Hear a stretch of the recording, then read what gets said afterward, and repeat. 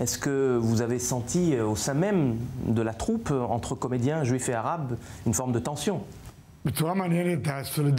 De manière tout à fait intéressante, j'ai pu constater que la solidarité avait été plus forte que le conflit. On a oublié qui était juif et qui était arabe. Nous sommes tous liés par le même destin car notre vision est qu'Israël devienne enfin l'État de tous ses citoyens. Le théâtre de Jaffa offre une alternative où la seule dispute possible est sur les planches.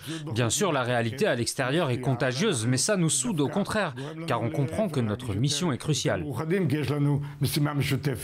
Est-ce que vous n'avez pas l'impression de vivre dans une forme de bulle dans ce petit théâtre de Yafo, magnifique théâtre de Yafo d'ailleurs, dans une magnifique bâtisse, alors qu'à l'extérieur, cette idée de la coexistence a volé en éclats, faut dire ce qui est.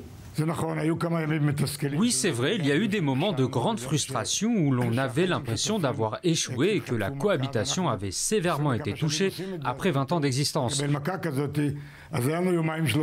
Durant 2 ou 3 jours, il y a eu une forme de résignation, mais très vite, on a voulu que cette bulle soit à l'avant-garde de la résistance optimiste, parce qu'au bout du compte, les gens ont besoin de se raccrocher à un espoir.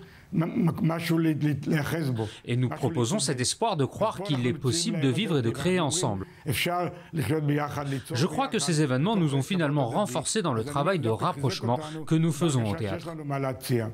Raïda Adon, ces tensions intercommunautaires, vous les évoquez avec vos collègues, comédiens, comédiennes?